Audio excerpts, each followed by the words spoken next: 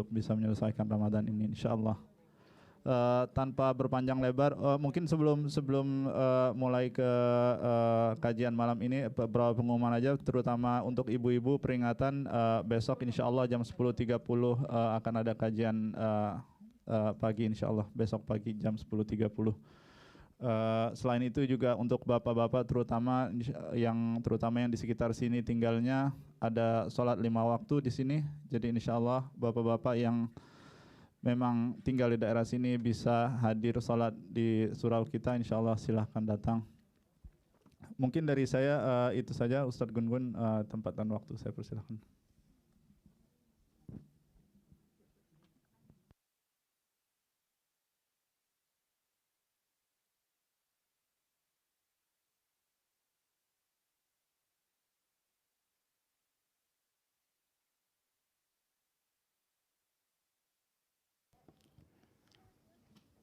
Assalamualaikum warahmatullahi wabarakatuh. Innal hamdalillah nahmaduhu wa nasta'inuhu wa nastaghfiruh wa na'udzu billahi min syururi anfusina wa sayyiati a'malina may yahdihillahu fala mudhillalah wa may yudhlil falan tajida lahu waliyan mursyida. Asyhadu an la ilaha illallah wahdahu la syarikalah wa asyhadu anna Muhammadan abduhu wa rasuluhu alladzi la nabiyya ba'dah. Allahumma salli wa sallim wa barik ala hadzal nabiyil karim wa ala alihi wa sahbihi ajma'in. Amma ba'd. Fa inna asdaqal hadis kitabullah wa khairul huda hudan nabiy sallallahu alaihi wasallam wa syarrul umuri muhdatsatuha wa kullu muhdatsatin bid'ah wa kullu bid'atin dhalalah wa kullu dhalalatin finnar. Ikhwati iman a'azzani Allah wa iyyakum ajma'in. Alhamdulillah segala puji milik Allah yang masih memberikan kesehatan, kemampuan kepada kita semua untuk bisa menyelesaikan saum kita di hari yang ke-12, insya Allah besok ke-13, 17 hari lagi lebaran, insya Allah. Insya Allah. Karena ada yang menghitung mundur. Kalau bapak-bapak biasanya ini baru hari ke-11, sementara kalau ibu-ibu 19 hari lagi, itu biasanya ibu-ibu ya. Mudah-mudahan Allah Ta'ala menerima setiap amal ibadah kita insyaAllah ya. Salawat dan salam semoga senantiasa terlimpah curahkan kepada uswatun alam Nabiina Muhammad sallallahu alaihi wasallam. Semoga sampai kepada kerabatnya, para sahabatnya, para pengikutnya yang tunduk, taat, patuh pada risalah yang dibawanya. Semoga kita semua termasuk di dalamnya. Semoga Allah Ta'ala senantiasa memberikan kekuatan, kemampuan kepada kita semua untuk bisa terus-menerus berusaha memantaskan diri menjadi hamba-hambanya yang solih, solihah, umat nabinya yang bermutabaah kepada sunnah-sunnahnya, dan Allah berikan keistiqomahan kepada kita semua untuk bisa tetap teguh berada di jalan tersebut sampai kematian menjemput, sehingga Allah pantaskan kita untuk memasuki jannah yang sudah disediakannya.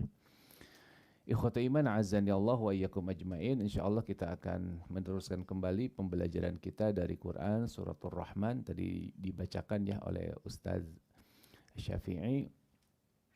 Kita masuk ke ayat yang ke-46. Allah Ta'ala berfirman, waliman khafa maqama rabbih jannatan. Dan bagi orang yang takut akan kedudukan Rabbnya akan mendapatkan jannatan, 2 surga. Ini semakna juga dengan Quran surah An-Nazi'at. Wa amma man khafa maqama rabbih wa nahan nafsa 'anil hawa fa innal jannata hiyal ma'wa.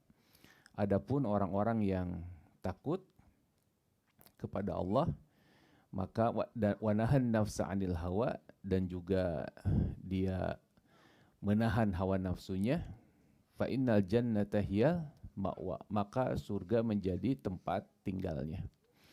Nah, ikhwatu iman azan ya Allah, kalau kita lihat ayat ini, maka syarat masuk surga itu cuma 1, yakni apa? Khauf. Ya, jadi syarat masuk surga itu kalau lihat ayat ini hanya 1 saja, yakni apa? Khauf. Nah, Ibnu Taimiyah rahimahullah beliau mengatakan, kata beliau, haddul khaufi ma hajazaka an ma'asillah famazada ala dzalik fahuwa ghairu muhtaj ilaih. Batasan takut kata beliau, takut yang menghalangimu dari bermaksiat kepada Allah Azza wa Jalla. Adapun yang lebih dari itu, maka ia tidak dibutuhkan sama sekali. Jadi takut ini ikhwatu iman minimal kita khawatir melanggar batasan-batasan Allah. Ini sudah cukup kata Ibnu Taimiyah. Jadi kalau kita takut melanggar batasan-batasan Allah, maka ini sudah cukup nih modal untuk masuk surga. Ya. Betul tidak? Dan saum mendidik kita untuk memiliki perasaan takut seperti itu. Bayangkan ibu-ibu, ya bapak-bapak, kalau kita berwudu di Masjidil Haram menggunakan air zam-zam, sedang saum sendirian, masuk 3 kali, keluar 2 kali enggak Pak? Angger keluarnya 3 kali ya Pak ya. Enggak ada yang 1 kali dikorupsi gitu. Masuk 3 kali, ya keluar cuma 2 kali. Kenapa? Takut. Walaupun kita wudu pakai air zam-zam. Ya, di Mekah di Madinah itu biasalah wudu pakai air zam-zam. Tapi kalau sudah datang ke Indonesia, air zam-zam cuma 100 mili aja berharganya luar biasa kan? Ya kan? Tapi kalau di Mekah di Madinah, itu air zam-zam itu luar biasa murah. Dipakai air wudu, pakai cuci kaki coba. Air zam-zam itu dipakai cuci kaki. Nah, nah ini saum ini ikhwatu iman mendidik kita memiliki rasa takut. Makanya kata Ali bin Abi Thalib, beliau mendefinisikan takwa itu yang pertama adalah al-khauf minal jalil. Ya, definisi takwa itu kata beliau al-khauf minal jalil. Takut kepada Allah Azza wa Jalla. Ya. Takut kepada Allah Azza wa Jalla. Ini definisi takwa. Dan saum mendidik kita supaya kita memiliki perasaan takut seperti itu.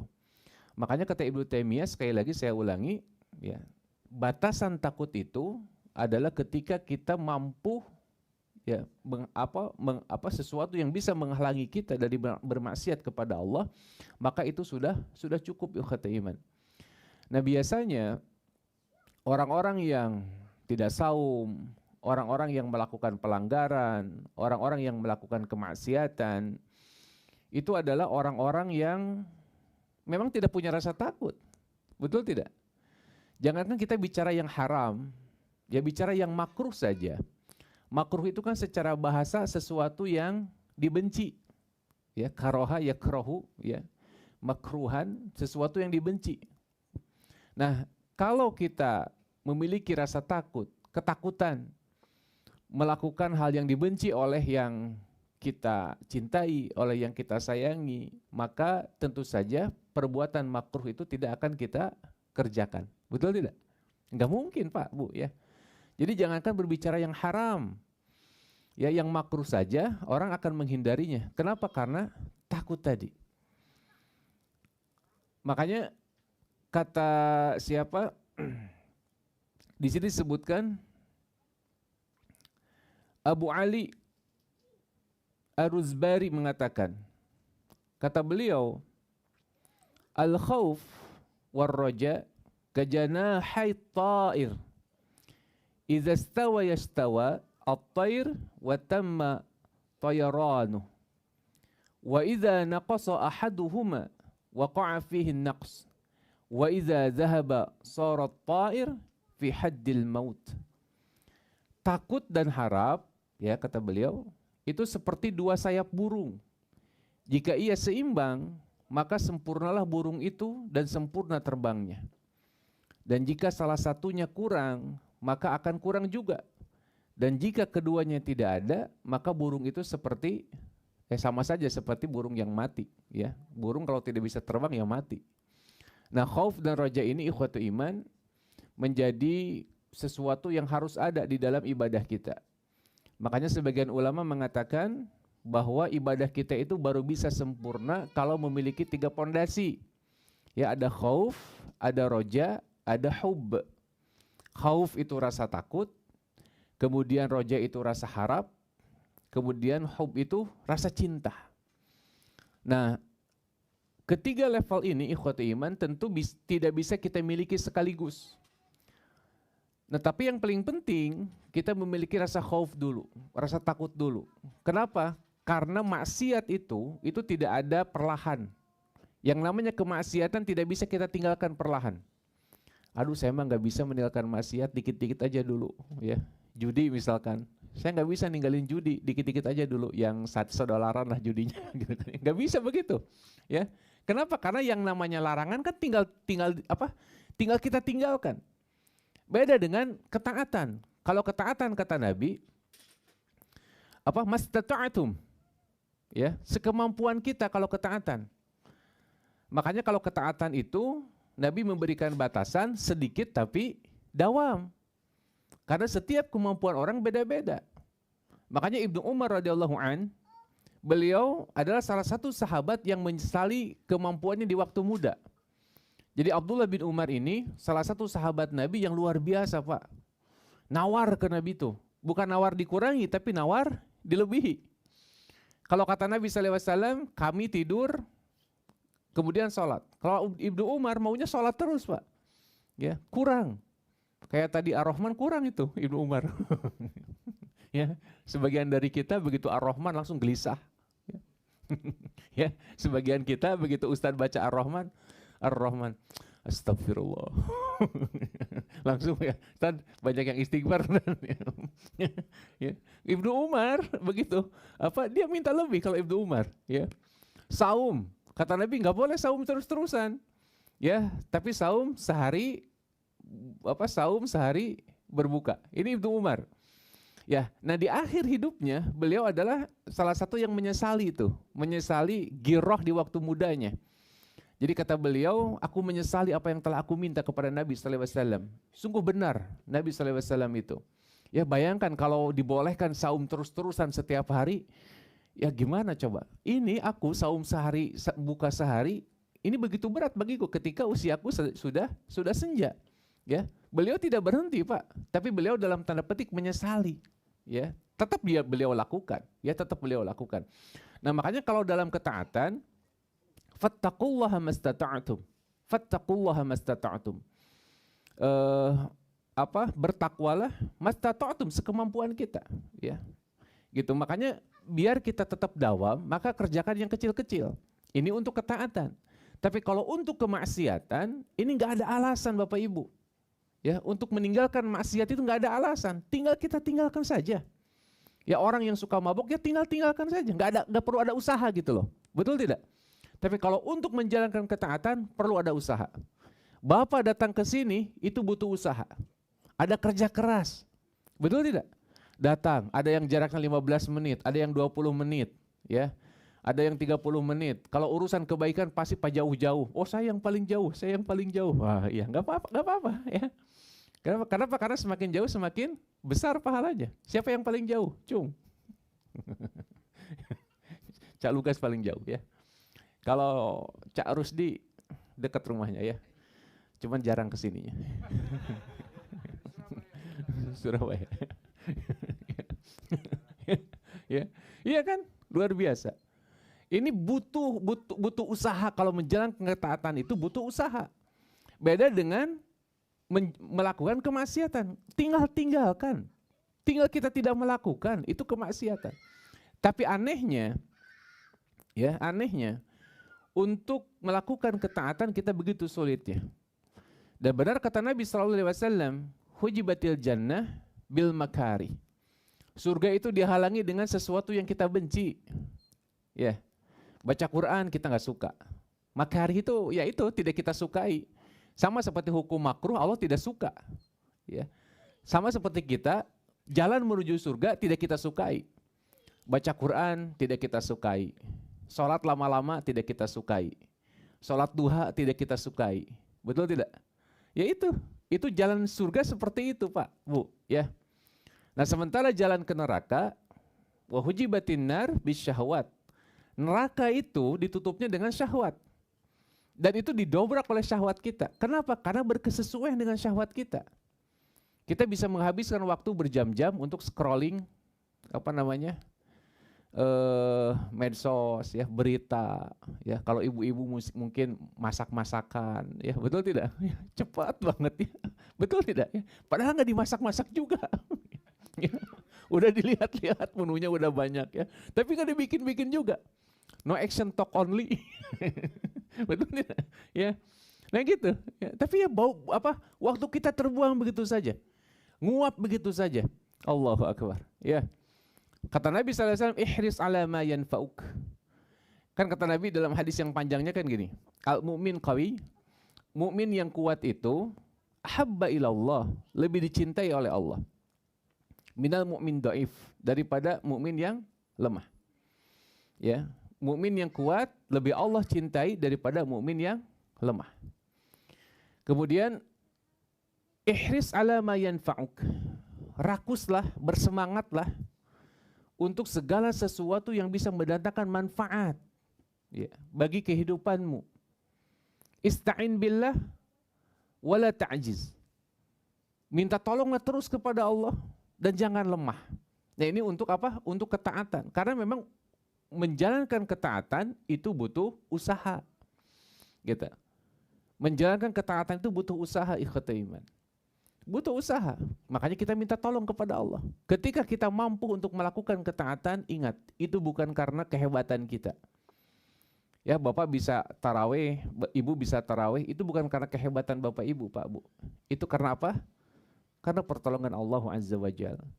Ya, dalam setiap pagi dan petang kita membaca salah satu doa yang diajarkan oleh Rasulullah SAW kepada Fatimah radhiyallahu anha. Apa? Fala taqilni ila nafsi tarfata ain. Awalnya apa awalnya? Awalnya apa? Ini bukan saya lupa, bukan, cuma ingin ngetes saja. Awalnya apa? Apa dikir pagi petang apa? Apa Pak? Ya Hayyu ya Qayyum birahmatika astaghits, ya. Aslih ya sya'ni kullih kan gitu. Fala taqilni ila nafsi tarfata ain. Gitu ya. Ya Hayyu ya Qayyum birahmatika nastaghits ya, atau astaghits ya. Ya Hayyu ya Qayyum, yang hidup ya, yang maha tegak gitu kan, yang terus menerus apa ya Qayyum gitu ya. Perbaikilah segala urusan kami ya, segala urusan kami, dan jangan kau sandarkan urusanku kepada diriku sendiri ya. Artinya meskipun hanya sekejap mata, apapun yang kita dapatkan, apapun yang bisa kita kerjakan, itu semuanya karena Allah Azza wa Jalla. Nah itu ketaatan Bapak Ibu ya. Nah sementara kemaksiatan ini kan tinggal kita tidak usah kita kerjakan, tinggal wukuf kita ya, tawakuf gitu, udah selesai. Kita ingin melakukan apa mabuk ya tinggal diam aja gitu kan, nggak usah, tinggal begitu saja ya, tinggal begitu saja. Nah tetapi ini butuh apa? Ini butuh rasa takut tadi. Ya, butuh rasa takut. Orang ya melakukan pelanggaran, orang melakukan kemaksiatan, kenapa? Karena tidak ada rasa takut. Ya, al-khaufu minal jalilnya enggak ada. Makanya orang yang bertakwa ini, ikhwatu iman, ini kental sekali nih rasa takutnya. Nah, saum itu mendidik kita supaya kita memiliki rasa takut tersebut, ya. Nah, di dalam Al-Qur'an banyak sekali Allah Ta'ala menyebut ya ayat-ayat supaya kita takut terhadap ancaman-ancamannya. Khauf tadi. Ya walaupun nanti ada perbedaan antara khauf dan khosyah, itu nanti belakangan lah ya. Tapi setidaknya secara bahasa khauf dan khosyah ini samalah maknanya, yakni takut ya. Contoh misalkan di dalam Quran surah At-Tahrim, Allah Ta'ala mengatakan, A'udzubillahi minasyaitonirrajim. Ya ayyuhalladzina amanu qu anfusakum wa ahlikum nara. Hai orang-orang yang beriman, qu anfusakum, jagalah, peliharalah dirimu dan juga keluargamu dari api neraka. Wa quduhan nas wal hijarah, yang bahan bakarnya itu manusia dan batu. Ya takutlah kita kepada neraka, peliharalah diri kita dan keluarga kita dari neraka yang bahan bakarnya manusia dan batu. Kebayang nggak? Bahan bakarnya manusia dan batu, ikhwatul iman. Makanya tugas suami ini adalah tugas yang paling berat suami itu. Ketika para laki-laki ini ya mengambil sumpah, mengambil akad, itu berarti dia sudah mengambil tanggung jawab. Mengambil tanggung jawab dari seorang laki-laki yang lain yang bernama bapak. Ya, jadi ketika saya nikahi putri bapak, itu udah lepas tuh Pak tanggung jawab orang tua ya ketika menikahkan putrinya. Berarti sudah menyerahkan tanggung jawabnya. Ya, makanya disunahkan ketika kita menikahkan putri kita, menyerahkan putri kita kepada calon suaminya, maka itu diungkapkan tuh ya. Dalam sebuah hadis disebutkan, aku telah mendidikmu, aku telah membesarkanmu, aku telah mendidikmu ya secara benar. Tidak benar nggak usah begitu Pak ya. ini yang mendidik secara benar nih ya. Ini orang yang sudah mendidik secara benar, bapaknya mendidik secara benar. Udah gitu disampaikan ya. Jadi seorang bapak itu harus punya kekuatan ya berbicara di hadapan mantunya. Gak boleh malu-malu ya. Pak ngomong dulu, malu. Gak boleh ya. Seorang bapak harus punya keberanian ketika menikahkan putrinya. Kenapa? Karena dia akan menyerahkan tanggung jawabnya kepada siapa? Kepada calon suaminya itu Pak. Ya, aku telah mendidik, aku telah membesarkanmu, aku telah mendidikmu, dan sekarang aku menikahkanmu kepada laki-laki ini, maka sejak saat ini kau tidak berhak untuk memintai pertanggungjawaban dariku lagi. Ya, si perempuan itu nanti membenarkan ya, apa yang disampaikan oleh bapaknya. Bukan formalitas ini, ya bukan formalitas. Tidak seperti formalitas dalam acara siraman misalkan ya. Si anaknya pura-pura nangis padahal anak durhaka teteh ke ibu natenya. Betul tidak? Ya kan banyak yang begitu didramatisir. Ya anaknya sungkem padahal anak itu anak durhaka itu sama ibunya teh. Tapi pura-pura dibikin. Kalau ini enggak, ya. Si bapaknya harus menyampaikan sebagaimana yang diajarkan oleh Nabi SAW. Kenapa? Karena dia akan menaruh tanggung jawab kepada calon suaminya. Makanya ketika si suami itu mengambil sumpah, ya akad yang dinamakan dengan akad, maka tugas utama seorang laki-laki ikhwatu iman adalah menjaga diri dan keluarganya dari neraka. Makanya begini, nggak apa-apa ya ini rada melebarnya tenang naon lah ya, karena ini kita di negeri ini jadi perlu diingatkan. Jangan sembarangan ketika kita menikahkan anak perempuan kita atau anak laki-laki kita sekalipun. Ya jangan sembarangan Bapak Ibu. Ya, anak laki-laki kita harus punya harga diri. Anak laki-laki kita harus punya izzah. Ya, tidak hanya sekedar menikah. Kenapa? Karena begitu kita menikahi seseorang, maka tanggung jawab terbesarnya adalah apa? Menjaga diri dan keluarganya dari api neraka. Ku anfusakum wa ahlikum naro. Nggak bisa, nikah itu hanya sebatas sah, nggak bisa. Ya, memang benar secara hukum seorang laki-laki muslim boleh menikahi perempuan yang ahlul kitab. Ya bukan non muslim Pak, kalau non muslim itu terlalu banyak ya. Hindu juga non muslim, ya Buddha juga non muslim. Ateis juga non muslim. Ahlul kitab yang boleh itu ahlul kitab. Yahudi dan Nasrani boleh dinikahi oleh pria muslim, oleh primus ya.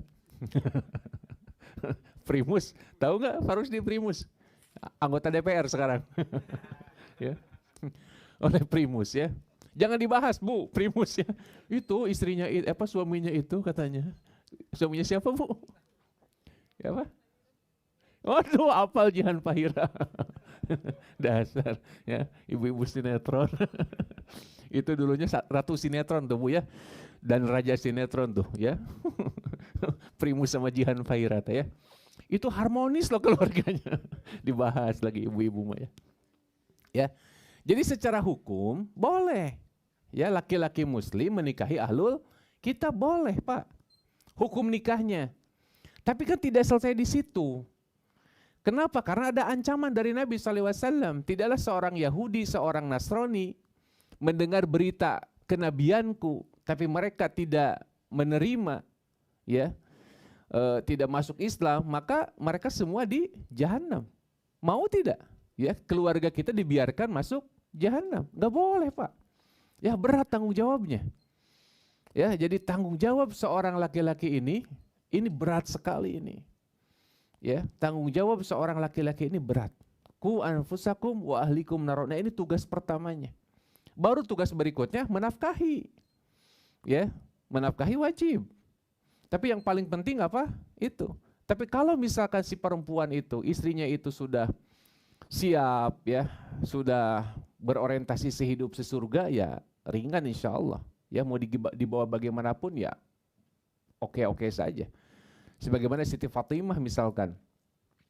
Siti Fatimah ya sama seperti keumuman ibu-ibu lainnya, mengeluhkan pekerjaan rumah tangganya.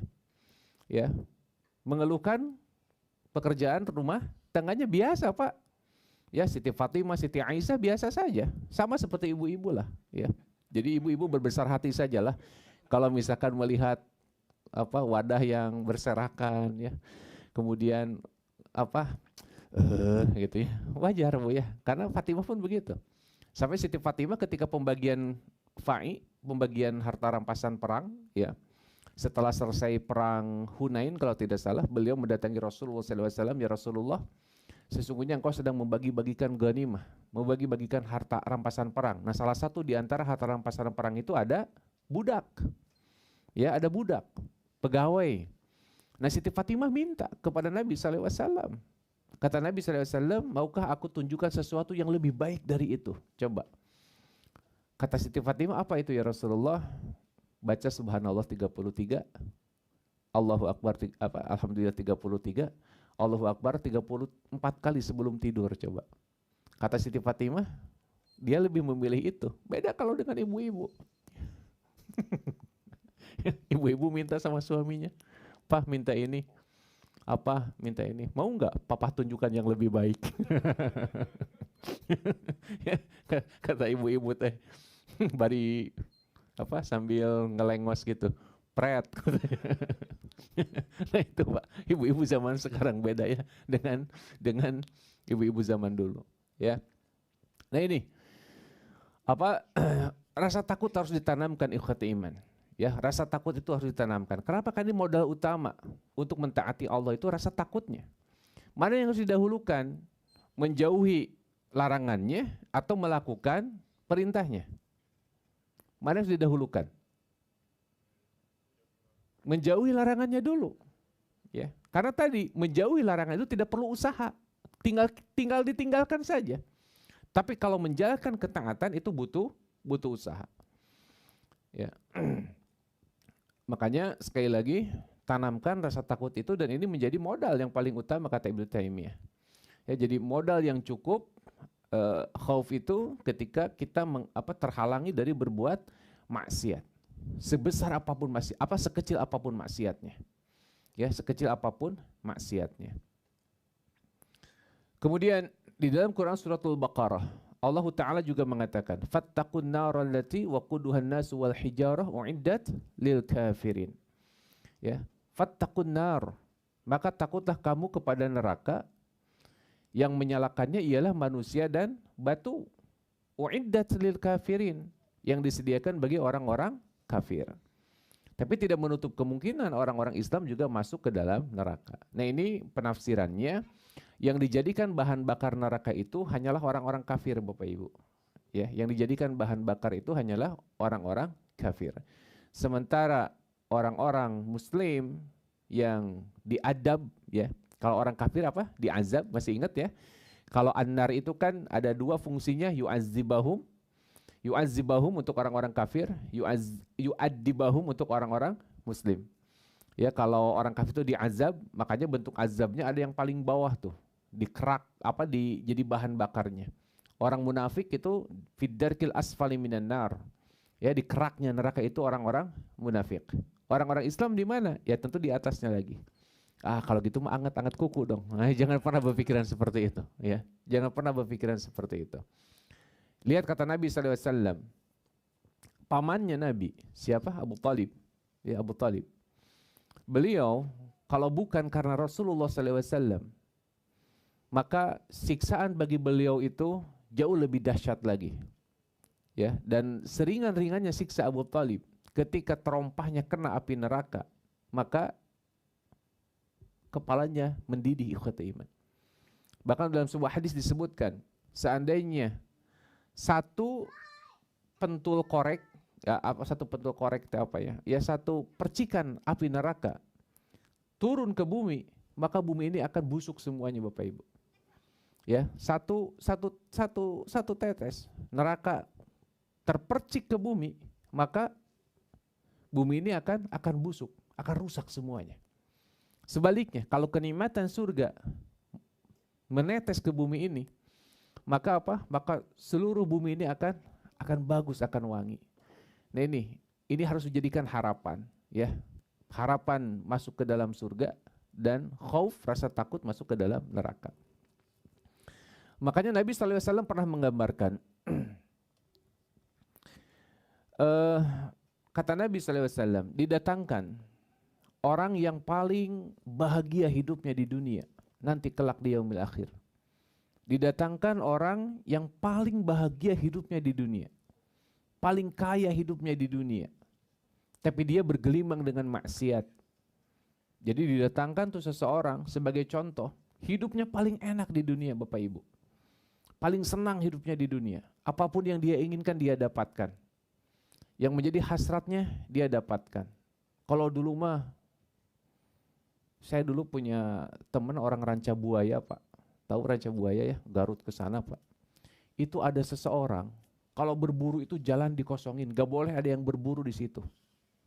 Saya nggak mau bilang itu Tommy Soeharto ya. Itu jalan Pak dilowongin semuanya. Gak boleh ada orang yang berburu, itu dijaga itu oleh polisi hutannya itu. Jadi intinya apa? Setiap kesenangan yang dia inginkan dia dapatkan. Itu baru selevel itu, ya, baru selevel itu. Dan tentu yang digambarkan oleh Nabi mungkin lebih dari itu, ya.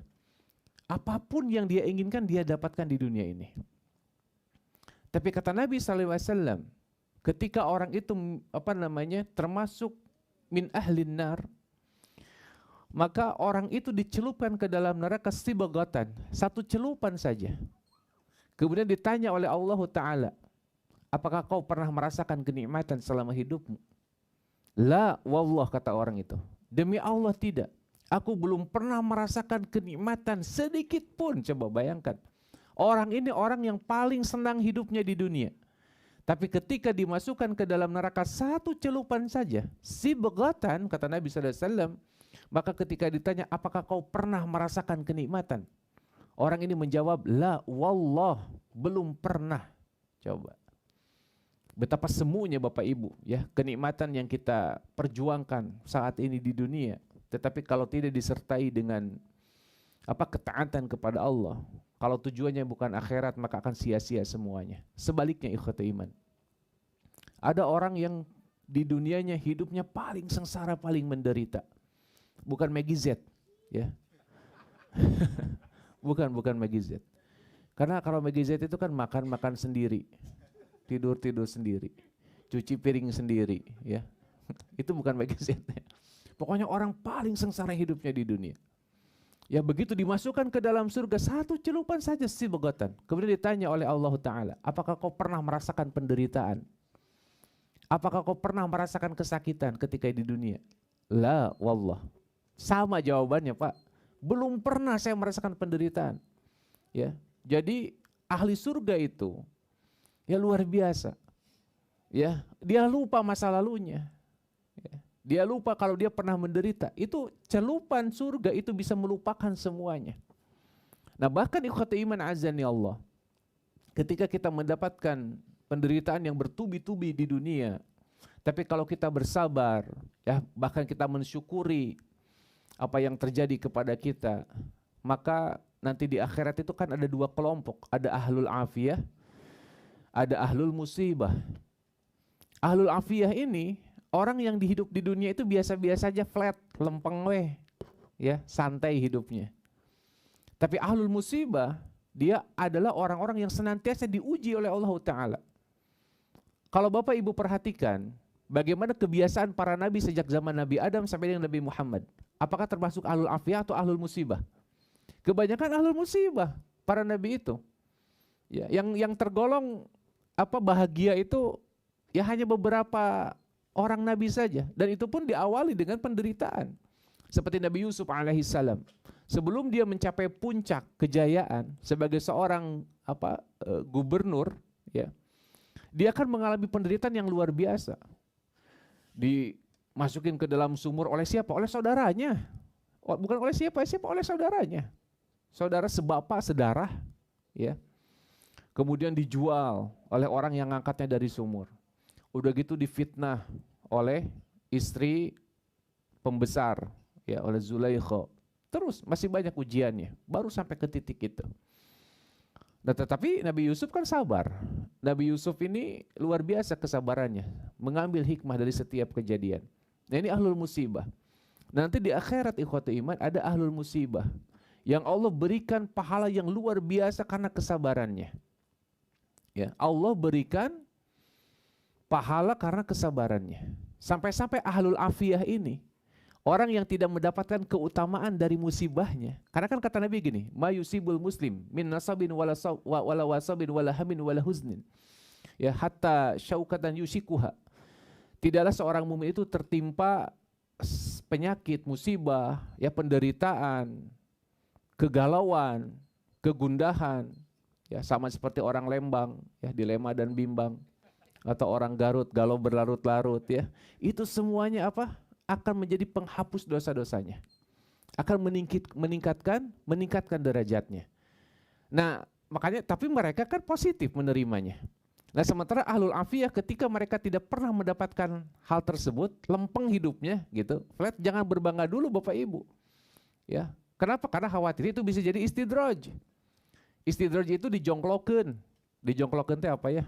Disurungin. Ya. Kayak kita disuruh naik ke puncak gitu kan.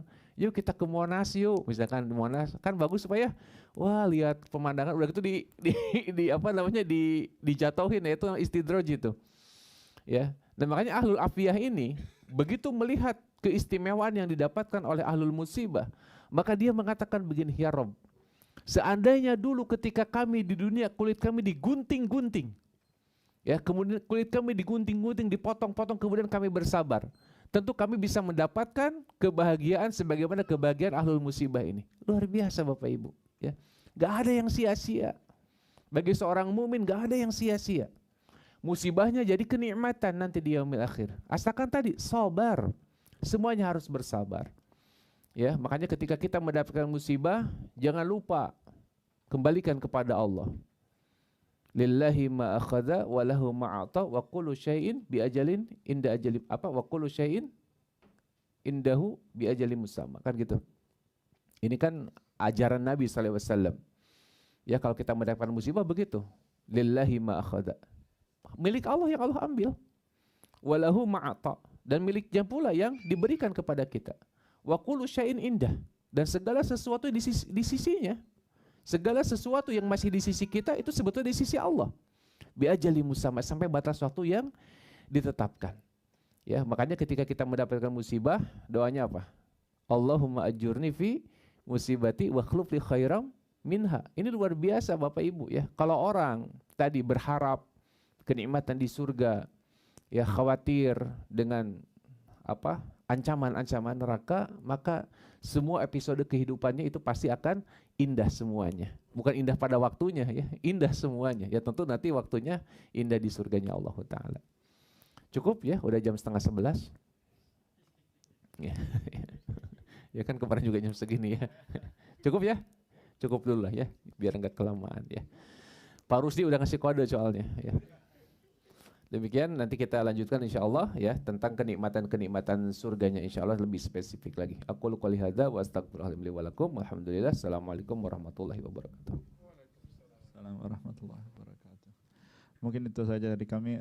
Mari kita tutup dengan doa kafaratul majlis. Subhanakallahumma bihamdik, nasyhadu an la ilaha illa anta, nastaghfiruka wa natubu ilaika. Assalamualaikum.